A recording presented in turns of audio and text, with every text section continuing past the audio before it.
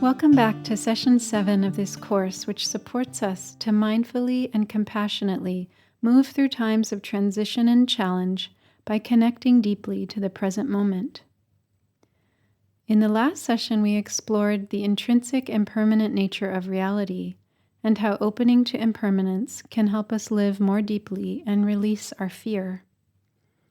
In today's session, we'll learn about the 8 worldly winds and how to cultivate a vast presence in the midst of the ups and downs of life. In Sri Lanka and in many other countries across Asia, you find a common symbol in Buddhist temples of a wheel with 8 spokes, with a hole in the center for the axle. I learned that this represents the teachings of the Buddha, or the Dharma, that are like a wheel being set in motion, and the 8 spokes are the eightfold path offered by the Buddha. Here in Sri Lanka, I was offered a new explanation of this symbol, however, that the 8 spokes represent the 8 worldly winds. They are 4 pairs of opposites: pleasure and pain, gain and loss, praise and blame, and fame and disrepute. The wheel of these 8 winds is always turning. It never stops. So we can't get comfortable with the joys of pleasure and gain, nor should we identify with the misfortunes that come our way and think they define our whole life. Pretty soon things will change and we'll find ourselves in a situation with different circumstances. In times of transition and difficulty, it can help us to accept that all of us experience the vicissitudes of life, and fortune comes to all of us, as does misfortune. While we certainly have some influence over our affairs and can choose to act skillfully or unskillfully, the 8 winds are not personal. They batter all of us. We don't necessarily experience blame, loss, disrepute, or pain because we're bad, wrong, or deserving of this misfortune. These adversities befall everyone in some way, even if our actions are very wholesome and full of kindness. Accomplished spiritual teachers like the Buddha or Jesus, and many others throughout history, have often been misunderstood and hated for their teachings. And more recent peacemakers like Gandhi or Martin Luther King Jr. were assassinated for their nonviolent ways. In the same way, when pleasure, gain, fame, or praise come our way, we also want to remember these are not personal. Sometimes they are a reflection of the skill, commitment, or goodness we manifest in our lives, but they can also be forces that blow on us as they do on other people, unrelated to our own actions. If we get possessive of them, we'll get rope burn when they inevitably move on, and we'll suffer if we think we can control them. The wheel is going to keep turning no matter what we do or how we live our lives. It's the hole in the center of the wheel that holds the key. It is empty. From the center we can see all the 8 worldly winds without being caught up in them. And that center is a reminder of our own emptiness, which gives us the ability to see ourselves as more than these 8 worldly winds that come our way. If we over-identify with the 8 winds and are dependent on other people's praise or opinions about us to be happy, our happiness will be insecure and unreliable. But if our happiness is based on our own compassion and love for ourselves, which allows us to be forgiving of our mistakes and confident in our progress on our path, our happiness is solid and reliable. This non-reliance on external sources of approval floating on the 8 worldly winds brings us into our center, to the place of stillness and quiet that leads us to awareness of not self. We spoke in the last session about impermanence, a fundamental characteristic of existence.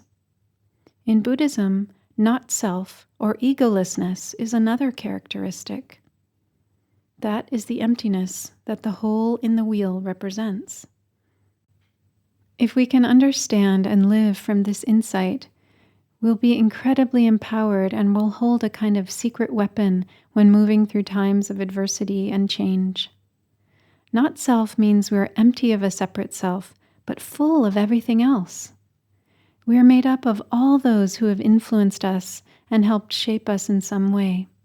Our parents, teachers, friends, the food we've eaten, the books we've read, sunlight, water, air.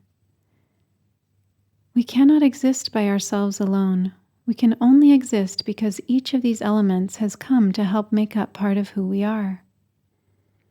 With the insight of not self, we neither chase after pleasure or fame, nor fear pain or disrepute, because we know we are larger than these forces and they can't define us.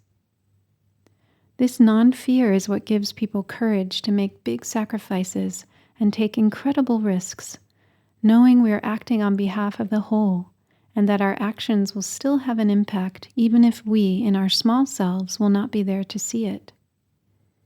Brazilian theologian Rubem Alves says, "We must live by the love of what we will never see." Another helpful analogy is of waves and water. On one level, a wave can be characterized as fast or slow, big or small, high or low.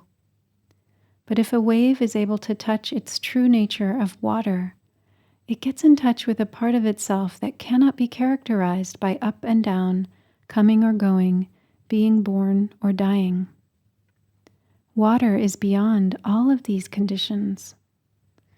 And so the empty hole of the wheel points us back to our true nature, not as a wave whipped about by the 8 worldly winds, but rather water, vast and immense.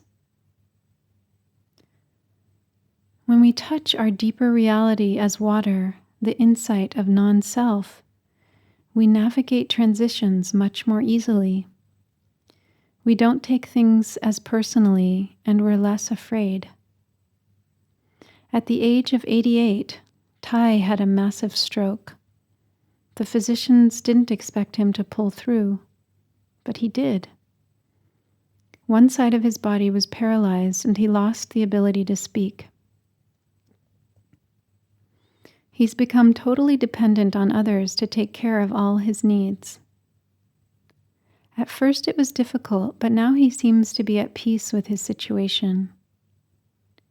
I had a chance to visit him in Vietnam in 2019 and experienced him as deeply present and still very powerful. He was able to move gracefully with the worldly winds of loss and pain because he wasn't attached to an idea of a separate self who had to try to maintain control and keep it all together. When we touch our nature as water, as the hole in the wheel, we get a larger perspective. We are not just these small selves in these limited circumstances. We are much, much more. As William Wadsworth Longfellow wrote, "I am vast. I contain multitudes."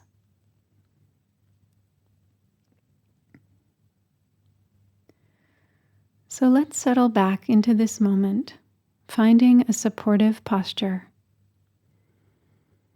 Taking a deep inhale and a long, slow exhale.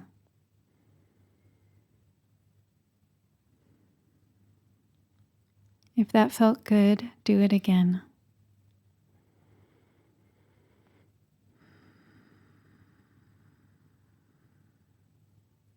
Now breathe normally. If it's helpful, just notice in as you breathe in and out as you breathe out. You can visualize your upper body from your waist up, reaching up toward the sky like a tree.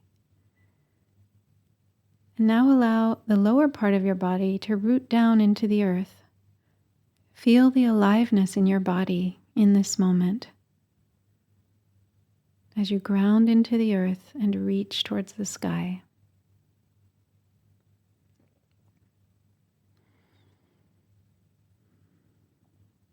Allowing your whole body, your whole being to simply be and rest.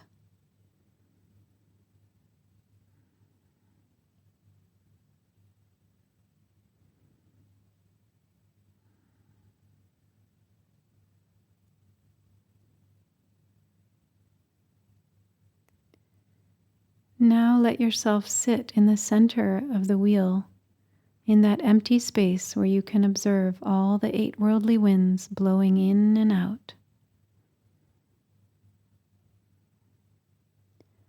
Though the wheel turns and turns, the eye of the wheel is still, and that's where you are.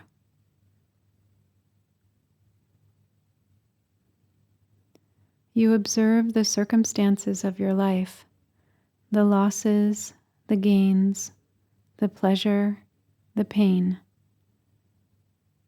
But you're beginning to get free from attachment and aversion to these things.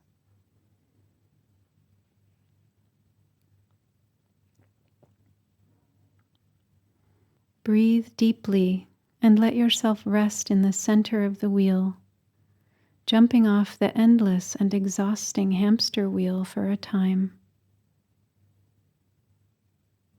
Open up and rest here.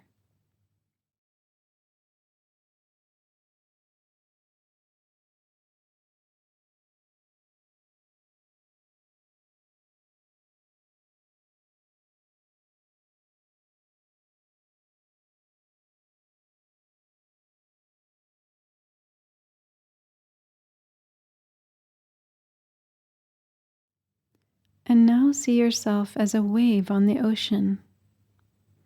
You're moving quickly and noticing how other waves around you are moving more slowly. You feel proud and gleeful that you can go so fast. But then a huge wave comes by, dwarfing you, and makes you feel small and insignificant. Now you're ready to rest into the embrace of the ocean, and you touch the truth of your nature as water.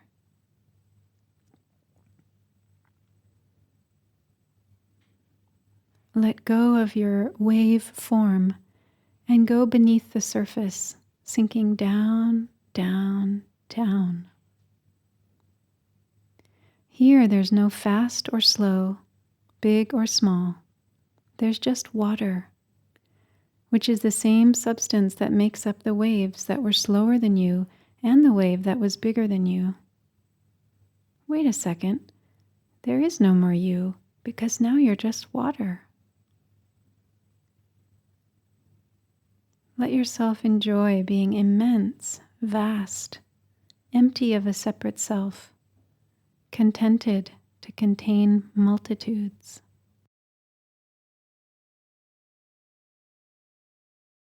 I cannot add more days to my life, but only more life to each day.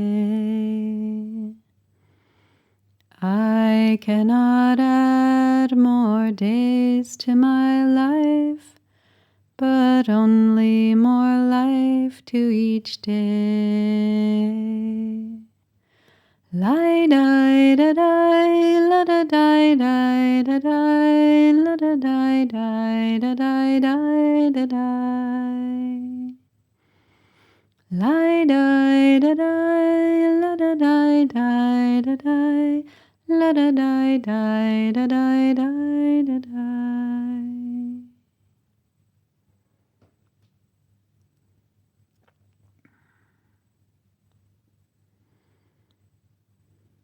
In this 7th session, we've focused on the 8 worldly winds and how to cultivate the insight of not self in the midst of the vicissitudes of life.